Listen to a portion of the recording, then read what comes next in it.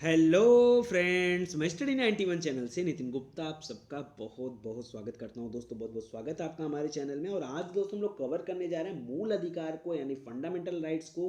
तो इधर भी हम लोग फंडामेंटल राइट्स के ऊपर काफ़ी चर्चा कर चुके हैं और आज की जो टॉपिक है वो है शोषण के विरुद्ध अधिकार, यानी अनुच्छेद 23 और अनुच्छेद 24। इस पर भी हम चर्चा करने वाले हैं। साथ ही साथ आज ही हम धार्मिक स्वतंत्रता का अधिकार, जो कि अनुच्छेद 25 से अनुच्छेद 28 तक में बताया गया है, उस पे भी आज अपनी चर्चा करने वाले। मतलब आज आपका 6 अनुच्छेद कवर होने वाला है और फिर अगले क्लास में जब पहुंचेंगे तो आगे अनुच्छेद 29 से बात करना शुरू करेंगे। सॉरी।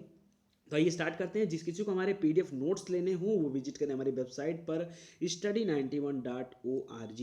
और हाँ दोस्तों, जल्दी से कर लीजिए चैनल को सब्सक्राइब, प्लस बेल आइकन को जरूर से प्रेस करिए, तभी आपको नोटिफिकेशन मिलेगा। अदरवाइज नोटिफिकेशन नहीं आएगा और आपको ये भी नहीं पता चल पाएगा कि हमारे द्वारा कितनी क्लास अपलोड किए जाते हैं। जो लोग पहली बार विजिट कर रहे हैं वो लोग प्लेलिस्ट में आए, पूरा पॉलिटी समाप्त होने वाला है, ठीक है। तो आप आके देख सकते हैं। पॉलिटी ही नहीं, आपको जितने भी विषय आपको पढ़ने हैं, हिंदी हो गया, बायोलॉजी हो गया, हिस्ट्री हो गया, जो कुछ भी आपको पढ़ना हो वो फुल डिटेल में आपको मिल जाएगा प्लेलिस्ट में। तो यहाँ आके पढ़ सकते हैं। और एक आखिरी निवेदन आपसे, किसी भी तरह का एडवर्टीजमेंट अगर आता है आपके चैनल पर, प्रचार आता है, तो उसे पूरा देखा करिए, स्किप मत किया करिए।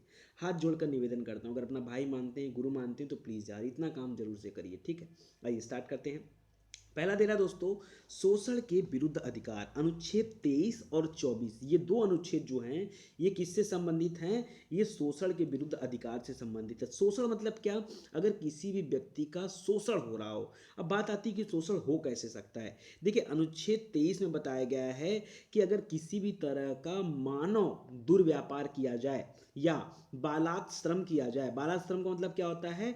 किसी से जबरदस्ती कोई काम करवाना, उसका काम में मन नहीं है, उसके बाद भी उससे आप काम करवा रहे हैं। या किसी का बेगार करना, बेगारी बेगारी करना मतलब क्या होता है? काम करवा करके उसको पैसा न देना या उचित मजदूरी न देना भी बेगारी कहलाता है, ठीक है। तो अगर आप किसी से मानव दुर्व्यापार हो रहा है या बालाश्रम हो रहा है या बेगार हो रहा है, तो इन सब का प्रतिषेध करता है, मतलब इसको प्रतिबंधित करता है कौन? अनुच्छेद 23। मतलब वो कहता क्या है? वो कहता है कि मानव दुर्व्यापार नहीं होना चाहिए। वो कहता है कि किसी से जबरदस्ती किसी व्यक्ति को काम नहीं करवाना है, ठीक है। कोई ऐसा नहीं करवा सकता। और अगर आपने किसी से काम करवाया है तो उसका पैसा उसे दीजिए, ठीक है। तो याद रखिए 3 पॉइंट मोस्ट इंपॉर्टेंट है अनुच्छेद 23 के। आगे देखते हैं। अनुच्छेद 23 में व्यक्ति को न केवल राज्य के विरुद्ध संरक्षा प्रदान है, बल्कि जो प्राइवेट व्यक्ति हैं उनके विरुद्ध भी ये संरक्षा प्रदान करता है। मतलब कि अगर राज्य के द्वारा इस तरह के काम किए जा रहे हो या प्राइवेट व्यक्तियों के द्वारा कार्य किया जा रहा हो, तो दोनों से उस व्यक्ति को सुरक्षा मिलती है। कैसे? अनुच्छेद 23 के माध्यम से। और साथ ही साथ यह हमारे देश के जो नागरिक हैं उनके लिए भी, और जो अनागरिक हैं उनको, दोनों तरह के नागरिकों को यह सुविधा प्राप्त है। तो मोस्ट इंपॉर्टेंट है। अच्छा, एक चीज़ याद रखिएगा दोस्तों, बालाश्रम का एक अपवाद भी है। क्या अपवाद है? यदि सार्वजनिक हित के लिए कोई कार्य हो रहा है, कोई अनिवार्य सेवा राज्य के द्वारा लागू किया जाए, तो इसे बालाश्रम नहीं माना जाएगा। क्यों? क्योंकि यहाँ बात आ गई है समाज कल्याण की, यहाँ बात आ गई है सार्वजनिक हित की, ठीक है। तो जहाँ समाज की बात आ जाएगी वहाँ पर अगर कोई इस तरह की अनिवार्य सेवा लागू किया जाता है तो उसको बालाश्रम नहीं कहा जाएगा, बशर्ते यह किसी स्पेशल जाति, धर्म, मूल वंश अथवा वर्ग के आधार पर कोई भेदभाव नहीं होना चाहिए। क्यों? क्योंकि अगर सार्वजनिक हितों के लिए है तो सब पर लागू होना चाहिए। ऐसा नहीं कि किसी धर्म विशेष, किसी जाति विशेष के ऊपर आपने लागू कर दिया और बाकी को इससे मुक्त कर दिया, ऐसा नहीं होना चाहिए, ठीक है। तो ये बालाश्रम का अपवाद है। एक केस भी हुआ था दोस्तों, दीना बनाम भारत संघ का, ठीक है। ये केस था 1983 का और इसमें सुप्रीम कोर्ट ने अपना डिसीजन दिया। कहा कि जो कैदी होते हैं, जेल में बंद जो कैदी होते हैं, उनको भी अपने काम के लिए उचित वेतन, वेतन तो यहाँ नहीं कहेंगे, उचित मजदूरी पाने का हक है। क्या पाने का हक है? उचित मजदूरी। अन्यथा यह भी बालाश्रम माना जाएगा और अनुच्छेद 23 का उल्लंघन माना जाएगा, ठीक है। इसीलिए दोस्तों, जो लोग भी जेल में रहते हैं उनसे काम करवाया जाता है और उस काम के बदले में उनके मजदूरी डिसाइड होती है, ठीक है। और ये उनका हक है। ये सुप्रीम कोर्ट ने अपने बयान में कहा था, दीना बनाम दीनानाथ या दीना बनाम भारत संघ 1983 के मामले में कहा था। तो मोस्ट इंपॉर्टेंट जो पॉइंट था वो मैंने आपको बता दिया 23 नंबर पे। 24वां जो अनुच्छेद है वो कहता है कि 14 वर्ष से कम आयु का अगर कोई बच्चा है और उसको किसी कारखाने में, खान में काम करने के लिए नियोजित करना, मतलब उसको अगर काम करने के लिए लगाया जाता है, तो अनुच्छेद 24 का उल्लंघन होगा। मतलब कि आप किसी 14 वर्ष से कम उम्र के बच्चे को आप किसी कारखाने, उद्योग, कंपनी खान कहीं भी नियोजित नहीं कर सकते, ठीक है, या किसी अन्य परिसंकट में नियोजन में नहीं लगाया जाएगा। 10 अक्टूबर 2006 को केंद्र सरकार द्वारा बाल श्रम प्रतिषेध एवं विनिमय अधिनियम 1986 के तहत, ठीक है, एक अधिसूचना जारी कर घर और होटलों में बाल श्रम पर प्रतिबंध लगा दिया गया। आप देखते होंगे किसी रेस्टोरेंट में जाओ, किसी होटल में जाओ, तो वहाँ अक्सर करके छोटे छोटे बच्चे बर्तन धुलते हुए या कप प्लेट ले जाते हुए या फिर खाने को सर्व करते हुए मिल जाएंगे, जबकि उस पर भी रोक लगाया जा चुका है, सरकार उसको प्रतिबंधित कर चुकी है, ठीक है। और अगर कोई व्यक्ति इसका उल्लंघन करता है तो आप समाज में उठ बैठ रहे हैं, आपको पता है कि कितना इसका उल्लंघन होता है, ठीक है। लेकिन ये भी जान लीजिए कि अगर इस तरह का काम होता है तो कारावास और जुर्माना दोनों की व्यवस्था है। 3 महीने से लेकर के 1 वर्ष तक का कारावास हो सकता है और 10,000 से 20,000 तक का जुर्माना लग सकता है। इसके अलावा दोस्तों, ये जो अधिनियम था 1986 के तहत जो अधिसूचना जारी हुआ, उसमें खतरनाक सूची में शामिल 13 व्यवसायों में से किसी व्यवसाय में 5 से 14 वर्ष के बच्चों का नियोजन भी अपराध माना गया है, ठीक है। तो ये मोस्ट इंपॉर्टेंट है। और इतनी ही बातें थी आपके शोषण के विरुद्ध अधिकार से। कुल मिला जुला के 2-3 पॉइंट्स आप याद रखना। क्या क्या? एक तो मानव दुर्व्यापार याद रखना, यानी जैसे पहले नहीं होता था कि क्या होते थे, जो दास होता था उनका व्यापार होता था, ठीक है, या बधुआ मजदूरी वगैरह, ये सब इसके तहत प्रतिबंधित किया गया है, ठीक है। या बालाश्रम हो गया, बेगारी हो गया, तो इन सबको प्रतिबंधित किया गया है। प्लस जो बच्चे हैं 5 साल से 14 वर्ष के, ठीक है, उनको भी आप नियोजित नहीं कर सकते काम पे। ये 2-3 बातें आपको ध्यान देना है। तो अनुच्छेद 23 और 24 इसी से संबंधित है। आगे बढ़ते हैं।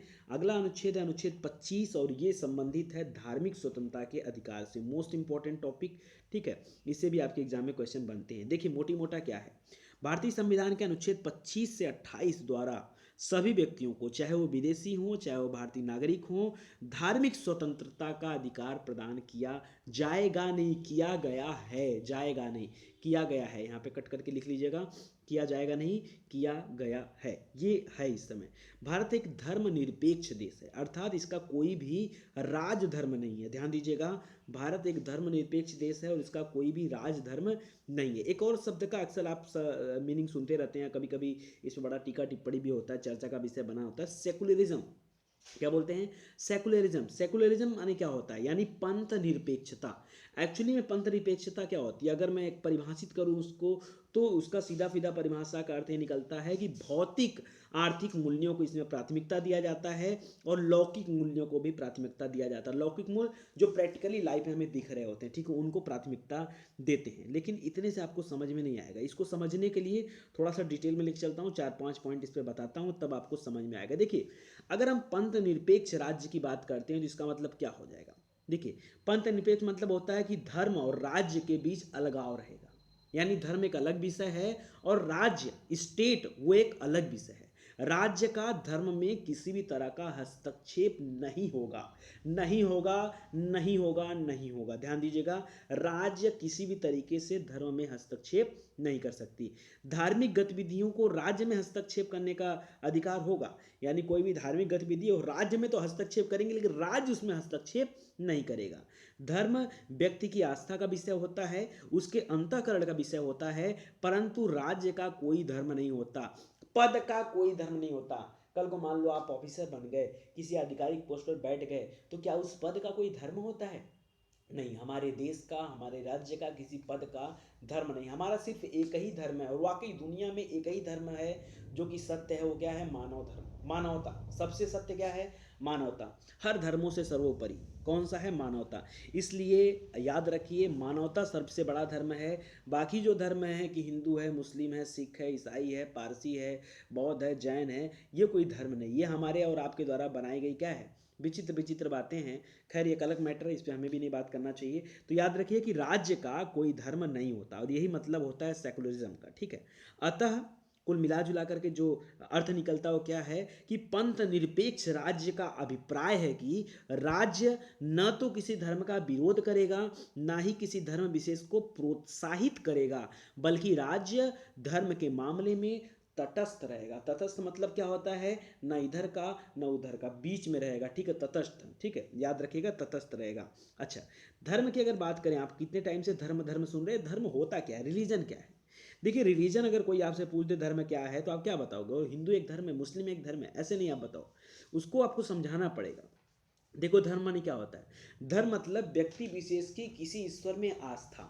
अब वो आस्था किसके प्रति है? वो आस्था अल्लाह के प्रति है, वह आस्था नानक के प्रति है, या वह आस्था भगवान शिव, भगवान विष्णु, भगवान राम के प्रति है, ठीक है, भगवान कृष्ण के प्रति। वह आस्था किसके प्रति है? या किसी ग्रंथ में आस्था, चाहे वो श्रीमद् भागवत गीता में आस्था हो, चाहे रामचरित मानस में आस्था हो, चाहे बाइबिल में आस्था हो, चाहे गुरु ग्रंथ साहिब में आस्था हो, चाहे कुरान में आस्था हो, किसी ग्रंथ में आस्था, किसी पूजा में आस्था। सबकी पूजा करने का अपना तरीका होता है, पूजा पाठ करने का सबका अपना तरीका होता है। कोई अजान करता है तो कोई मंदिरों में पाठ करता है, ठीक है, या किसी पूजा स्थल से संबंधित स्थान से, वहाँ से कोई आपका जो है अंतःकरण जुड़ा हो। जैसे मंदिर है, जैसे मान लें अभी काशी विश्वनाथ हो गए, कुंभ प्रयागराज हो गया, ठीक है, इस तरह का कोई भी पूजा स्थल है, तो ये आस्था, जो भी आपकी आस्था है, यही क्या है? धर्म है। इन चीज़ों में आस्था, ईश्वर, ग्रंथ, पूजा, पूजा स्थल, ठीक है, मंदिर, मस्जिद, इन सभी में आस्था ही क्या है? धर्म है।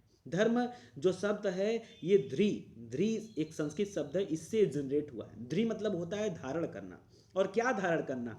तो अपने मन में सत्य को धारण करना, अहिंसा को धारण करना, प्रेम को धारण करना, अक्रोध को धारण करना, सुचिता को धारण करना। सुचिता मतलब होता है पवित्रता।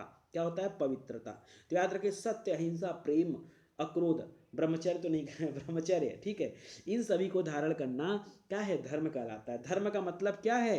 कि आपकी भी कुछ नैतिकता है और आपके भी कुछ कर्तव्य हैं। किसके प्रति? धर्म के प्रति, ठीक है। तो ये सभी बताए गए हैं अनुच्छेद 24 में। कोई दिक्कत आपको? ठीक है, तो सॉरी, अनुच्छेद 24 कर रहे हैं, 25 में, अनुच्छेद 25 में। 24 तो आपका शोषण के विरुद्ध अधिकार था।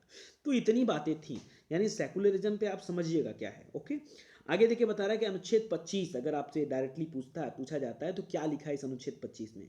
इसमें बताया गया है कि प्रत्येक व्यक्ति को अंतःकरण के रूप में धर्म को आबाद रूप में, मतलब उसमें कोई रोक टोक नहीं है, आबाद रूप में धर्म को मानने, आचरण करने और प्रचार करने की स्वतंत्रता प्राप्त है। होगी क्यों लिख दिया हूं मैं यहाँ पे? सब फ्यूचर में डाल दिया हूँ, गलत है, ठीक है, होगी नहीं, ये चीज प्राप्त है, याद रखिएगा, है। यह अनुच्छेद 25 में यह स्वतंत्रता दिया गया है कि आपका अंतःकरण जिस धर्म को मानना चाहता है, जिसका आचरण करना चाहता है, जिसका भी प्रचार प्रसार करना चाहता है, आप उसके लिए बाध्य नहीं हो, स्वतंत्र हो।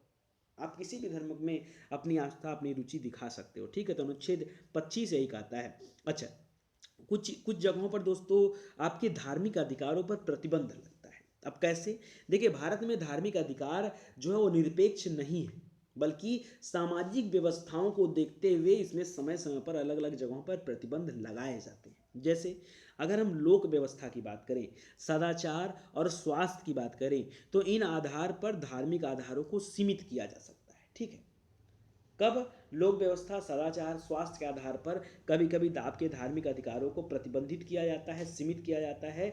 ये समाज की व्यवस्था को बनाने के लिए होता है, ये आपके फायदे के लिए होता है, किसी के दिल पर चोट पहुंचाने के लिए नहीं होता है, समाज के फायदे के लिए होता है, ठीक है।